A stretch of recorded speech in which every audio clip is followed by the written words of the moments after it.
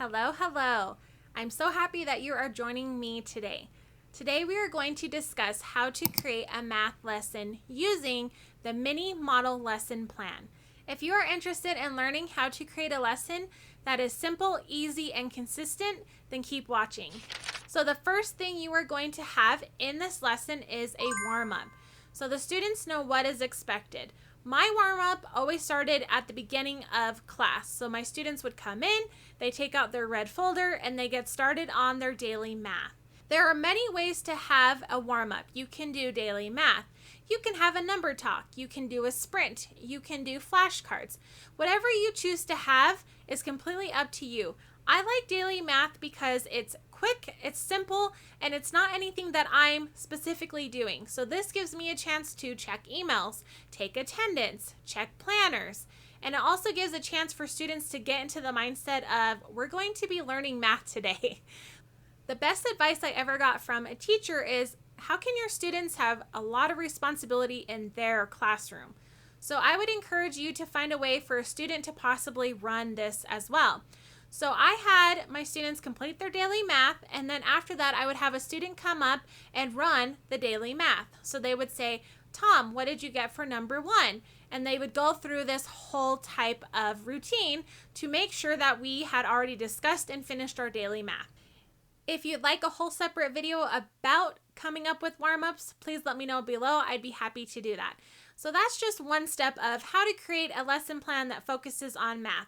You want to make sure you have some type of warm-up and giving students responsibility of knowing a routine and then having students run that routine as well. Before I jump into the next part, if you like teacher-created content and you also like lesson plans that you can put on your smartboard or screen and have students participate, then I would highly suggest you subscribe to my channel, and it supports me a lot.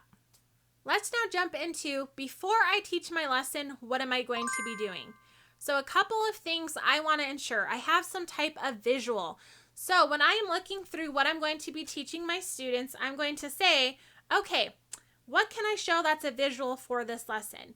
Now let's pretend that I am teaching them how to add fractions with common denominators. I want to make sure I have that vocabulary throughout my whole lesson. Not only do I have that vocabulary, but I have a visual to show that vocabulary. So the first thing I'm going to do, I'm going to model using fraction bars. This is very quick and it just gives them some type of visual. I may show it a couple of different ways. If you don't have any hands-on tools, you can always use pictures that you found online, and that still encourages that visual element. Next, I want to have an anchor chart or some type of way this vocabulary is shown in my classroom. So I'm going to create something for my students to visually see throughout the whole lesson. So one way to do this, as I already said, an anchor chart. So as I'm modeling my lesson, I am consistently pointing to my anchor chart. Okay, I'm going to look at my numerator, and then I'm going to look at my denominator. So when I'm doing this, students are not confused. And this takes away, Teacher Jessica, what's a numerator? They're not going to be asking this because I have it on the board and I'm also saying it.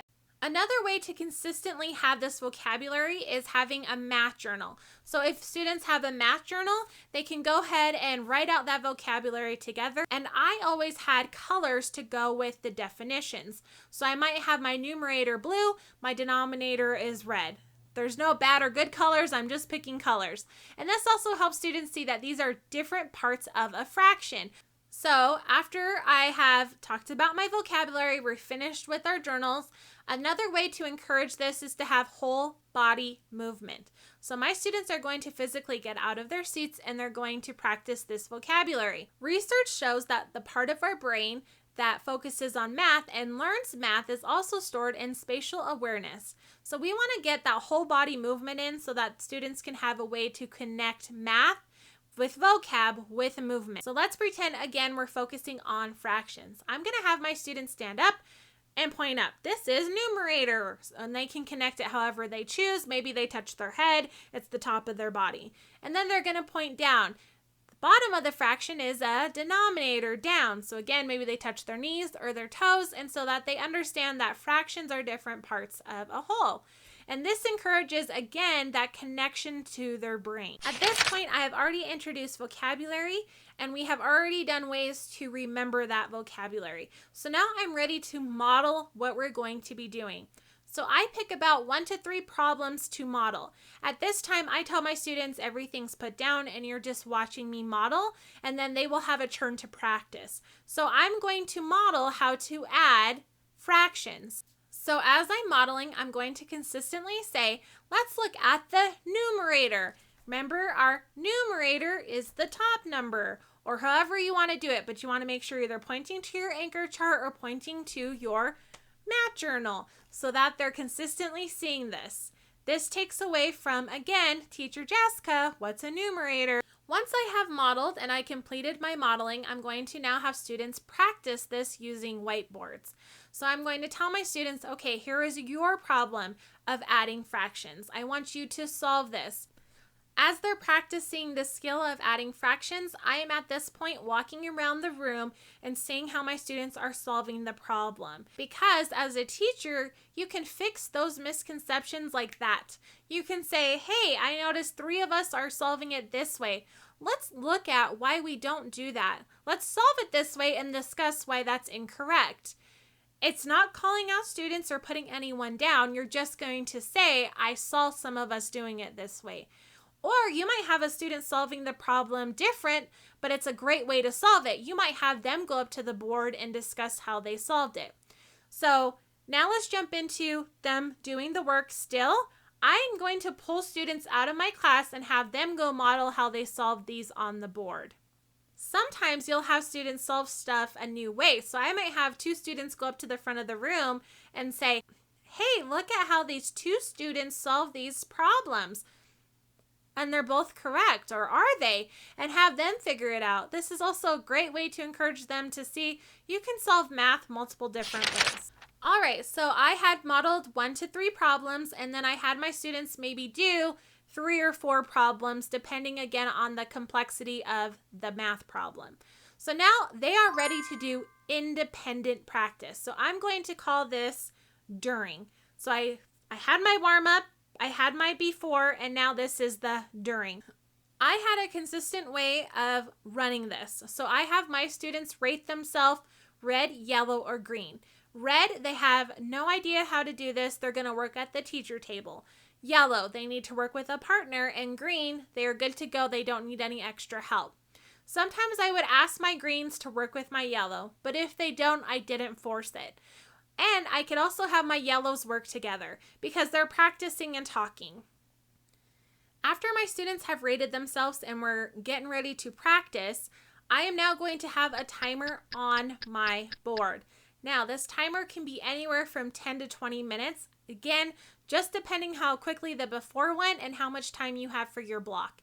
The point of this is not for them to finish that problem set, but to practice the problem set. So a couple of things. If they're having trouble with a problem, I tell them to put a star next to it. And we will cover that during review. So now I'm going to go to my back table. At my back table, I also have the same resources and tools my students are using. And I also have the answer sheet. So I'm going to work with my back table.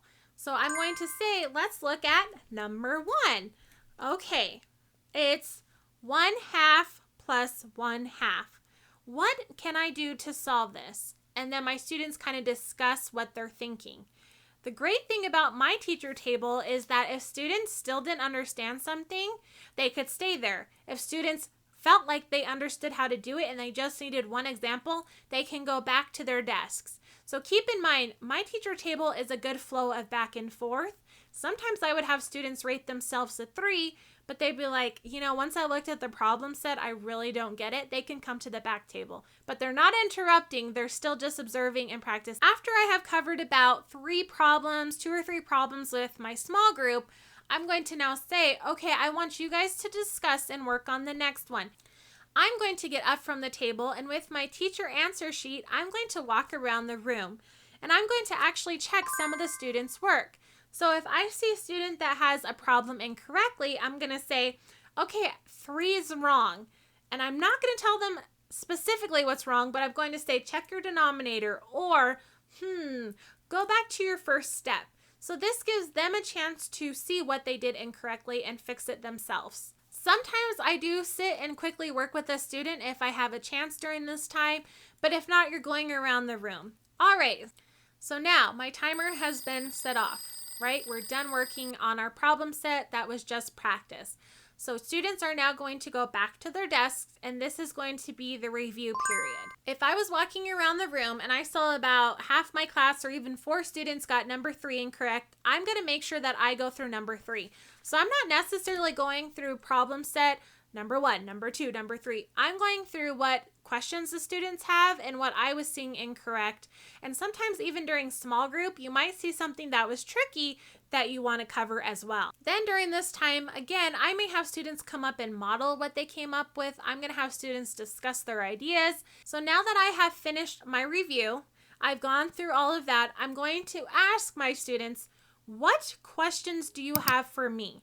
I'm not going to ask, do you have any questions? I ask, what questions do you have for me? And you'll see such a difference when you ask it that way.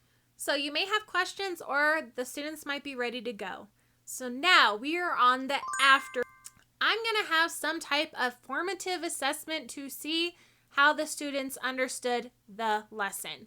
In my curriculum, we were provided formative assessments for math, and it was usually only 1 to 4 questions. Really, you don't need 10 different questions to see if the students understood it.